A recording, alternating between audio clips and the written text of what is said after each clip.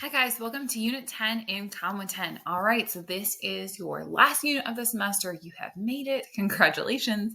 Especially impressive because of the short time span of this class. And again, I know it has been a rough road and I'm so appreciative of all the hard work you have put in. So let's get down to it. What is our last unit going to contain?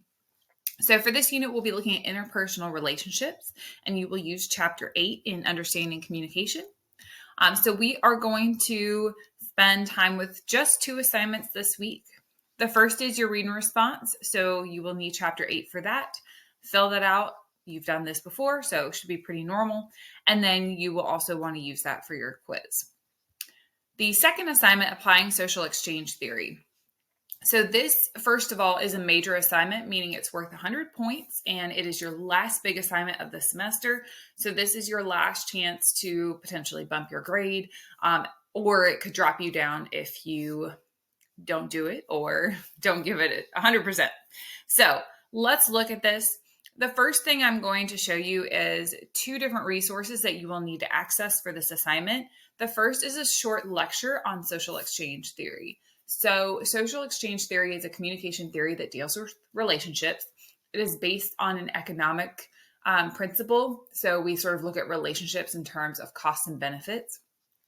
And it's a really good theory for helping us really understand, like, why do people choose to either leave or stay in relationships, especially when it doesn't necessarily make sense to the outside person. So for example, a lot of research has traditionally been done using social exchange theory to look at like why people stay in potentially abusive relationships and that type of thing. So that is a very quick look at SET, but you will want to watch this lecture, and this is also another good resource. So I'm going to open up the assignment and kind of walk you through what you're supposed to do. I will say students either really like evaluating one of their relationships or they really don't. So hopefully this will not be too cumbersome for you. Okay. The first thing is, again, I cannot stress this enough. If you're watching this overview video, you're on step 1, but step 2 is you have to watch that lecture video in Moodle. Your book does not give a good overview of SET, so you have to watch that in order to understand what you're even doing for this assignment. So number 1, choose a current relationship that you wish to evaluate for this assignment. Please provide a short description of that relationship below. So SET can be used to examine either a romantic relationship is probably its most traditional use. So for example, I could put my husband of, I don't know, I think we've been married 6 years. He's going to yell at me for that. Jeremy. And I might also want to put, we have known each other for 18 years, question mark. So that just gives, honestly, me, the evaluator, some context when I'm looking at this. So again, it doesn't have to be an intimate relationship or a partner or a spouse.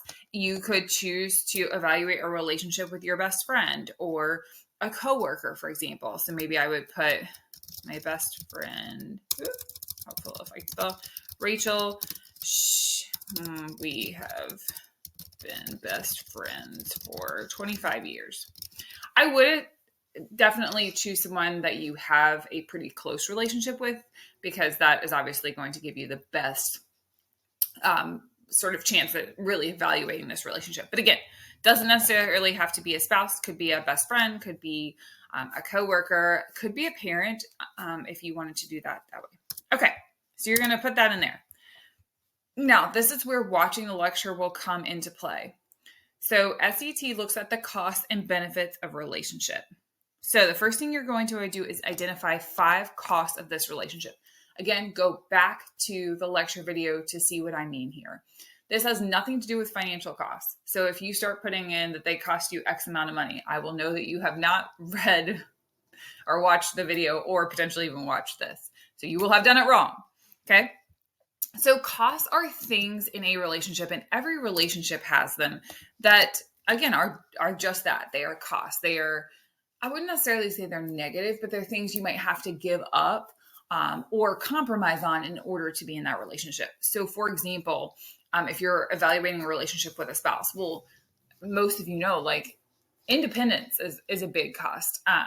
It's for a lot of us a worthy cost, but still, like, especially we have two small children. So I think one of the costs of being in a marriage and having a family is that, no longer do you just get to go do whatever you want to do. You have to organize and coordinate, and your responsibilities are very much within the family. So I might put independence here. Okay. And then you're just going to have a sentence or two and explain what this is. So I might say something like just that, like, we have to coordinate a lot in order to have personal or free time. A lot of times that's very hard for us, especially with two small children and we both work. So again, just provide a couple of sentences there that gives me a little bit of detail there. Other pretty traditional costs are things like, I don't know, every spouses are easy to pull an example. Everybody has their like things. So, I'm going to pick on him. Hopefully he's not listening too much. So for like my spouse, he's great. But sometimes he gets we're right now trying to replace our roof. And so like, I'm pretty lax about that kind of stuff. Like, I don't really care. But he's very much a researcher, right? So it's honestly a benefit sometimes, but sometimes it takes a lot of time for him to like research and really pick out the things he wants. Maybe I'll go for an example for my best friend. A cost for her is, she has recently had a child, so this has changed a little bit, but before she's very career driven. Work was always her number one. So a lot of times we had to try to find time to see each other like around her work schedule, and she worked a lot, and work was always like the first priority that she had. So sometimes, if I needed her, things like that, she wasn't able to meet with me or have the time to talk because she had so much going on at work. And so again, that would have been a cost of that relationship. So come up with 5. You have to come with 5. I don't care how great your spouse is, how great your best friend is. There are at least 5 things about them or relationship that are not necessarily all sunshine and roses. Okay. And then benefits. So what are some of the benefits of that relationship? I'll go back to my wonderful husband. He is an excellent dad. Okay. Excellent dad, excellent partner. He is one of the most loyal human beings. He is always there for us. His kids eat him up. He really is just like a solid 50-50 partner as a dad. My best friend and benefit might be here. We've known each other for 25 years. Okay. So we are more like sisters than we are friends. We have been through each other's ups and downs. We're getting to the age that like our parents are experiencing some health issues and we can be there for each other. Our kids, we can kind of be there for them. So that longevity of the relationship is great. If you've known someone for that long, you've seen all their stages of life. So again, come up with 5 benefits and explain why you selected those as benefits. All right, so number 4, again, you will need your lecture video for this. So SAT says you do your costs, you do your benefits, and then you take those and you sort of see if the relationship meets, fails to meet, or exceeds your comparison level for alternatives. So like, let's take a spouse, for example. Your comparison level for alternatives might be being alone or being married to someone else, okay? Does it meet your benefits, or does it exceed your comparison, or does it fail to meet? Again, for a friend, if you have a friendship where there are a lot of costs to that friendship, maybe it fails to meet the comparison of having some other friends or other people in your life. So assess whether it does, and then which costs or benefits were most influential in making this decision. So a couple of paragraphs here. Okay. So again, you will very heavily need that lecture video, especially for the costs and benefits portion. You need to have 5 for each and have a short description about why you categorized what you categorized as each one.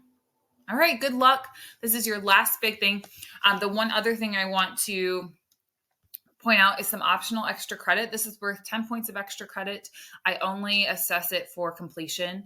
Obviously, I read it for the responses, but you're not graded on the responses, if that makes sense. If you complete it, you get your 10 points. And that just goes into your kind of regular grade category. So if you miss an assignment during the semester, it could take the place of one of those. Of the 10-point assignments, not anything big. But if you completed all your stuff and you might just need a little boost in your grade, or you just want to complete it to have some extra credit points in there, great. So it is really just a short assessment. I know you have probably filled out the institutional course evaluation, which is great. But a lot of times I feel like that doesn't always speak to like what I as an instructor like to know from students. So this is a little bit more in depth. So one thing you learned, what activity did you find most challenging and why? So this kind of helps me as I evaluate assignments and really think about if I need to alter them or if they're working for students. What project learning model did you find most beneficial and why? Again, I really want you to be able to take things from this course. So I want to know what you found to actually be useful or important. And then number 4, I'd love any additional comments you have. Again, if you have like assignments you hated, or if you felt like, the directions didn't work for you, or if there's anything that you would like to tell me to make this course better for future students, I would love to have that. You will not hurt my feelings if you have significant critiques. That my job is to make this better for you as the customer. And so I would really, really appreciate if you had any additional feedback. Also, feel free to tell me if something really worked for you, because sometimes, when we're evaluating, we're quick to point out the things that don't work, but I don't always hear like, okay, but this did work. So if you have things that worked well for you, I'd love to know that too. So again, this is optional. I appreciate any feedback that you have, and you can just submit that in here. All right. If you have any questions about the SAT assignment, please let me know. I love this one. It's super cool just to see how you evaluate those different things. But I'm happy to help walk you through that a little bit more if you need it. All right. Have a great week.